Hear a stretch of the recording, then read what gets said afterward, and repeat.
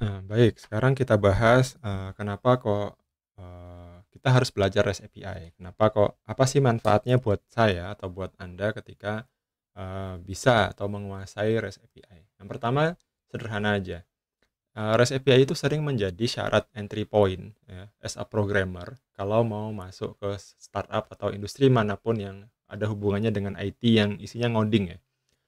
Karena ini, satu, ya, banyak company, ya, atau startup itu membutuhkan programmer yang ya salah satunya adalah bisa REST API dan ini menjadi entry point.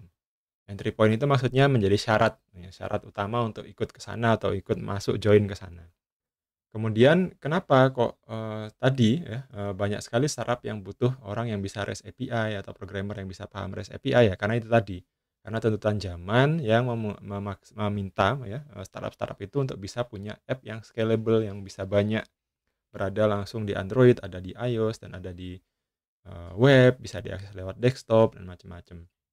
Tergantung lah ya, tapi sekali lagi tergantung dengan produknya. Tapi pada umumnya, REST API ini sudah hampir menjadi salah satu standar yang sering digunakan dan sering dipakai ketika, startup-startup itu menggarap pekerjaan, menggarap project.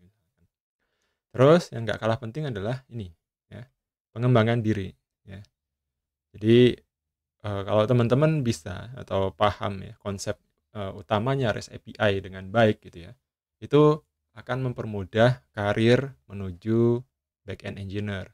Back-end engineer, ya apalagi kalau udah tulisannya back-end engineer ya. Tapi kalau di awal-awal masuk mungkin dia, program apa, lowongan pekerjaannya itu mungkin, as a programmer atau junior programmer. Nah, tapi kalau sudah spesifik menyebutkan back-end engineer, biasanya itu, selalu pakai yang namanya REST API, untuk yang awal-awal projeknya ya. Kemudian, eee, pengembangan yang tidak kalah penting adalah, dengan paham REST API nanti teman-teman bisa akan lebih mudah ketika lompat ke microservices ya. Karena di microservices ini adalah ya service yang dipotong kecil-kecil. Jadi bisa punya pemahaman yang lebih mantap ketika akan harus pindah belajar ke sini. Jadi alangkah baiknya sebelum, muluk-muluk belajar microservice, pelajarin dulu aplikasi yang monolitik kayak gimana, pelajarin aplikasi yang sudah pakai REST API kayak gimana, pelajari tantangan-tantangannya, kenapa kok harus pakai microservice dan segala macam, barulah masuk ke sini. Karena ini jadi topik yang hangat, tapi, bukan topik yang mudah ya. Jadi microservice ini bagus, tapi kalau Anda salah tangkap malah menjadi bumerang untuk, Anda sendiri. Jadi pelajarilah dulu yang sebelum-sebelumnya. Jadi belajar cara bikin monolithic app, belajar cara bikin REST API, kemudian baru bisa enak masuk ke microservice.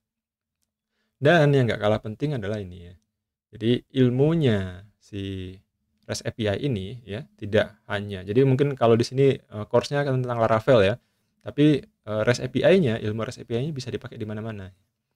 Nanti ketika nanti back-end-nya itu pakai Spring Boot, atau Golang, atau Node.js, atau ASP.NET, semuanya konsepnya itu REST API-nya, komunikasinya sama. Jadi tidak memandang bahasa pemrogramannya.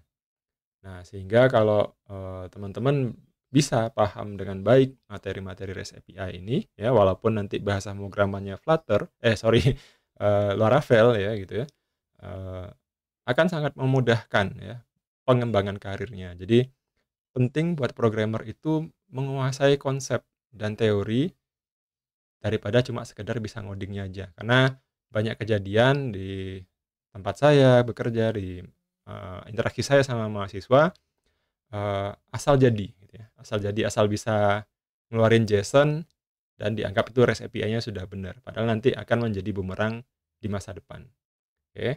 Jadi inilah, manfaat, kenapa kok teman-teman itu saya rekomendasikan belajar REST API.